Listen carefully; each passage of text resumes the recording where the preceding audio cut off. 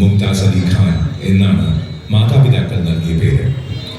തിരുവനന്തപുരത്തെ Holy Angel School, Government Model High School, Loyola College എന്നിവിടങ്ങളിൽ വിദ്യാഭ്യാസം. 9-ാം വയസ്സിൽ അജ്ഞാതനായ ഒരു ദിവ്യപുരുഷനിൽ നിന്ന് ആത്മീയാനുഭവങ്ങൾ സിദ്ധിച്ചു. 19-ാം വയസ്സിൽ ആത്മീയ അന്വേഷണാർത്ഥം വീട് വിട്ടിറങ്ങി.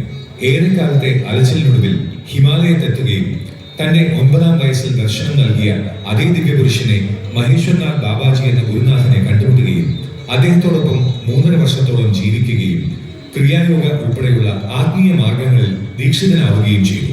ഗുരുവിൽ നിന്നും അദ്ദേഹം പഠിച്ചതെല്ലാം അദ്ദേഹത്തിന്റെ ബോധാവസ്ഥയെ സമൂലമായി മാറ്റിമറിച്ചു. ഗുരുവിന്റെ നിർദ്ദേശപ്രകാരം ശ്രീ എം ഹിമാലയത്തിൽ നിന്ന് മടങ്ങി വിവാഹിതനായി.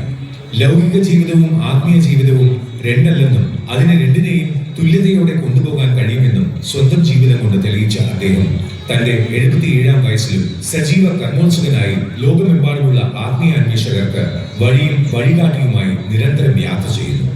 ജാതിമത വർഗവർണ്ണ ദേശഭേദങ്ങൾക്ക് അതീതമായി ആത്മീയതയുടെ പരിപോഷണത്തിനായി അദ്ദേഹം സത്സംഗ് ഫൗണ്ടേഷൻ സ്ഥാപിച്ചു. പ്രധാന മതങ്ങളിലെ ഉപദേശങ്ങളിൽ പ്രാവീണ്യം നേടി അദ്ദേഹം എല്ലാ മതങ്ങളുടെയും പുറംചട്ടകൾക്ക് അതീതമായി അതിന്റെ അകക്കാമ്പിനെ അന്വേഷിക്കുകയും കണ്ടെത്തുകയും ചെയ്തു. ഓരോ മനുഷ്യരിലുമുള്ള സ്വാഭാവിക നന്മയെ വളർത്തിയെടുക്കുന്നതിലാണ് അദ്ദേഹം ലക്ഷ്യമിടുന്നത്. മതവർഗ ഭൂമിശാസ്ത്ര സാംസ്കാരിക ആശയപരമായ വ്യത്യാസങ്ങൾക്കപ്പുറം മനുഷ്യരാശി ഒന്നാണെന്ന നിലപാടാണ് സത്സംഗ് ഫൗണ്ടേഷനിലൂടെ അദ്ദേഹം പ്രചരിപ്പിക്കുന്നത്. സമാധാനവും സൗഹാർദ്ദവും എന്ന സന്ദേശം വ്യാപിപ്പിക്കുന്നതിനായി 2015-16 കാലഘട്ടത്തിൽ ശ്രീ എം കന്യാകുമാരിയിൽ നിന്ന് കാശ്മീർ വരെ വാക്ക് ഓഫ് ഹോപ്പ് എന്ന യാത്ര നയിച്ചു.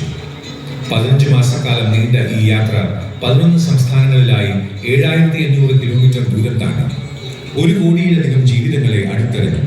സത്സംഗ് ഫൗണ്ടേഷന്റെ കീഴിൽ വിദ്യാഭ്യാസം, ആരോഗ്യ സംരക്ഷണം, പരിസ്ഥിതി എന്നീ മേഖലകളിൽ സാമൂഹിക വികസന പദ്ധതികൾ അദ്ദേഹം ആരംഭിച്ചു.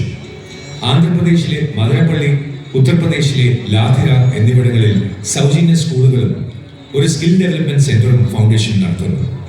കൂടാതെ ട്രോമ കെയർ സെന്റർ, 2 ശസ്ത്രക്രിയാ തിയേറ്ററുകൾ, അമ്മയും കുഞ്ഞും ഉൾപ്പെടുന്ന വിഭാഗങ്ങൾ എന്നിവയോടെ സുസജ്ജമായ 50 കിടക്കകളുള്ള ഒരു ആശുപത്രി പ്രവർത്തിപ്പിക്കുന്നു. ഇവിടെ